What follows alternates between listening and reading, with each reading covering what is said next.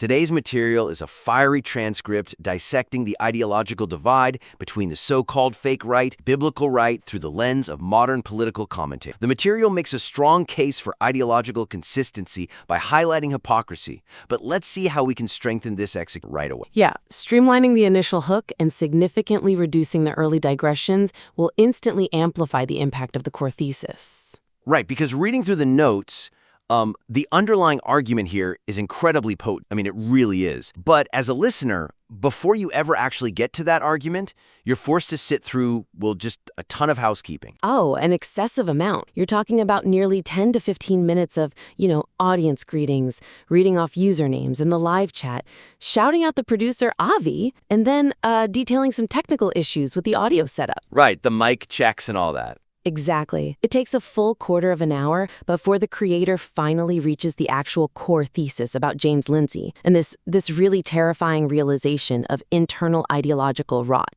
Yeah, and that delay is, well, it's fundamentally a pacing issue, right? And it clashes completely with audience expectations. 100%. When someone clicks on a deep dive critique of this magnitude, they're arriving with a very specific, cognitive appetite. They're showing up for the intellectual meat. They want to understand the geopolitical and theological breakdown that the title promised them. Right. They aren't clicking on a 3-hour theological breakdown to hear a mic check. Exactly. They don't want to hear about your Dane levels. Yeah, and if you make them wait through 15 minutes of conversational throat clearing, you just fundamentally dilute the urgency of the message. You are basically testing the patience of the exact listener who is most primed to absorb your thesis. So, okay, if we cut all that throat clearing, how do we actually introduce that compelling opening premise so it hits with the impact it deserves? I mean, what does that restructuring actually look like?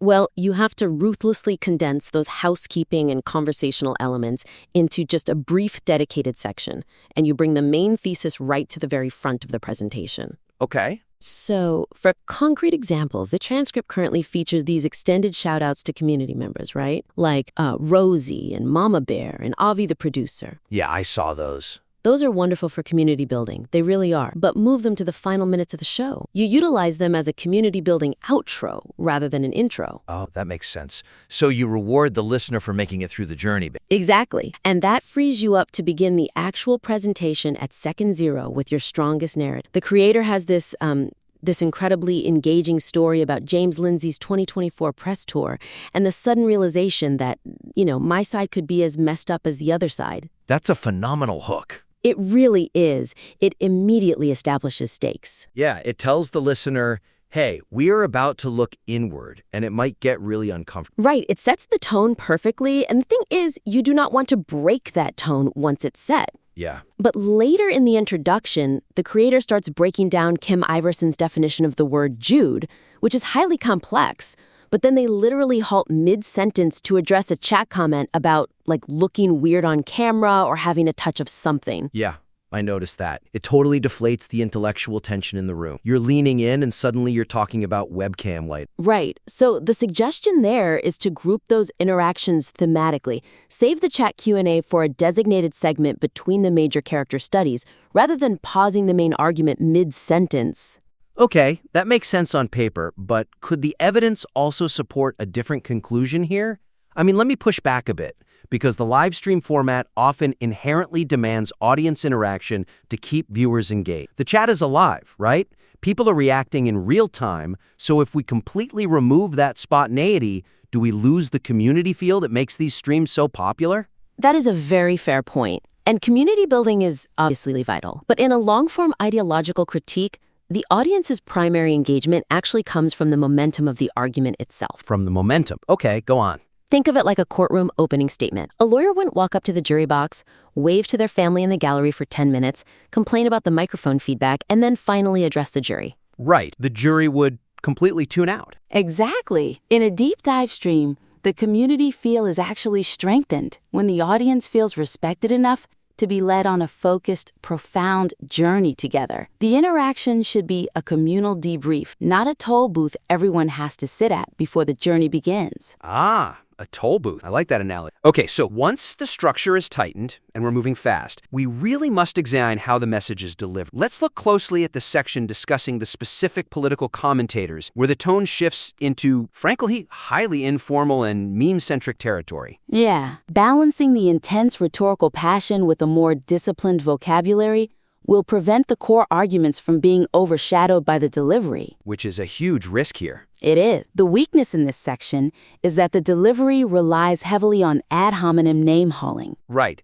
We see repeated uses of phrases like scamish loins and Mooney Megan and, wait, what was the other one? Taliban Carlson. Yes, Taliban Carlson. And Scamatifa, it dips really heavily into highly informal, meme-based humor. And while that might be temporarily entertaining, it distracts from the deeply serious life-or-death nature of the geopolitical and theological points being made. Yeah, you have these massive stakes being discussed, global alliances, totalitarianism, spiritual warfare, right alongside playground insult. Exactly. It inadvertently undermines the speaker's moral and intellectual high ground. It creates this massive cognitive dissonance for the listener. Right. So the suggestion here is to maintain that passionate, authentic voice and the cultural references, but replace the playground insults with sharper, evidence-based critiques. Okay, what does that look like in practice? Well, let the subject's own contradictory actions and the presented video clips condemn them.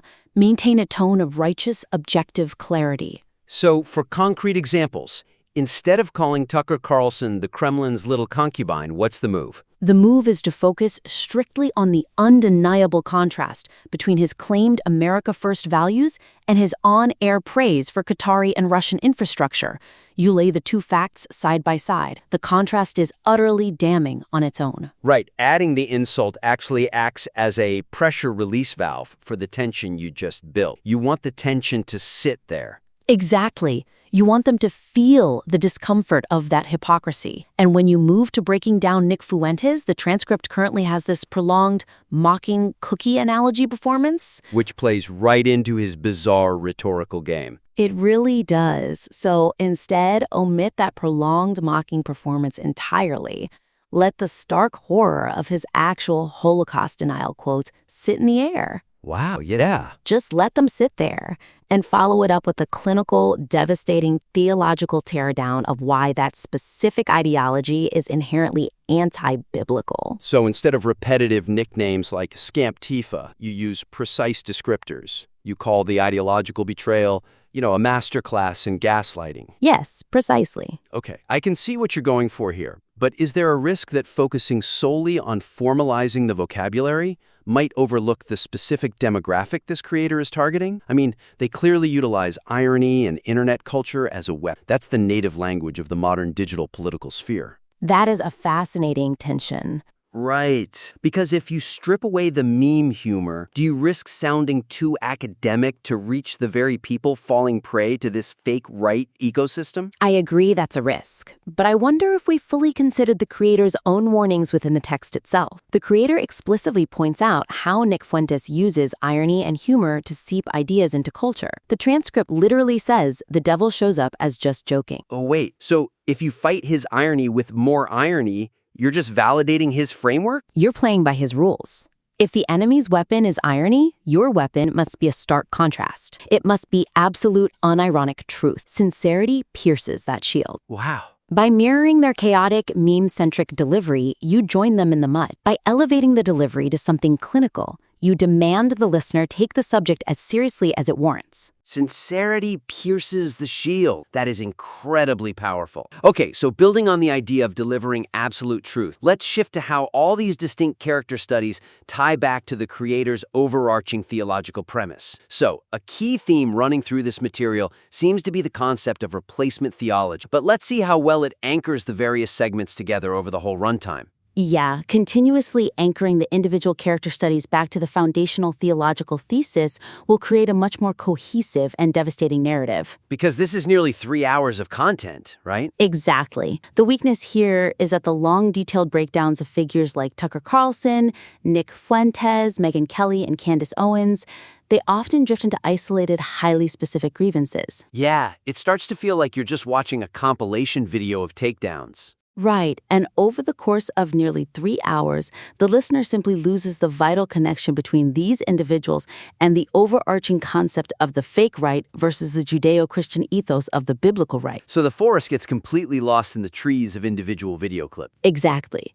The listener shouldn't have to carry the cognitive load of remembering why we are talking about this specific person an hour and a half into the show.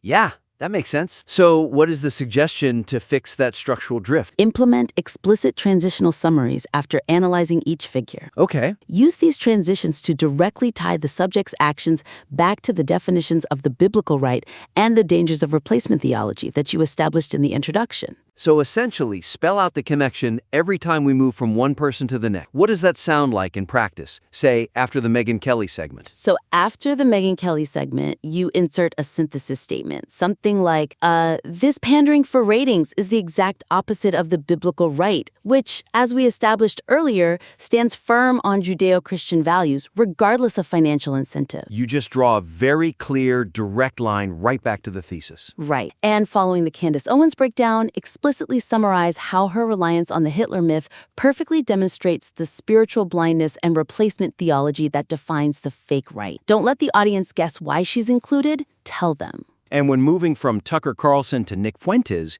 you could explicitly map out that pipeline. Yes. Explicitly map out how one lays the groundwork of confusion and gaslighting, which then allows the other to plant seeds of actual totalitarianism. Connect the dots for them. That's clearly laid out. I wonder, though, if we've considered that the creator might just be reacting to the news cycle organically as it happened. A lot of streamers just hit go live and react to whatever video dropped that morning. If we hyperstructure it with these synthesis statements, do we choke out that raw, real-time processing? Well, organic reaction is great for energy, but true editorial power comes from synthesis. Synthesis. Right. It's the difference between showing someone 4 different puzzle pieces and actually putting them together to reveal the picture of the dragon. Oh, that's a great way to put it. Viewers can watch raw clips anywhere. They come to this specific creator to understand the overarching theological lens. If you just react to clips without routing that energy back to your core premise, you surrender your unique editorial value. So by explicitly tying them back to the replacement theology thesis with every transition, it's almost like you're building a power grid. You capture all that chaotic news cycle energy and use it to light up the whole ideological map for the listener. That is exactly the mechanism. It transforms a scattered rant into a cohesive manifesto. Well, this has been an incredible breakdown. Let's quickly and neutrally summarize the journey we've mapped out for this critique today.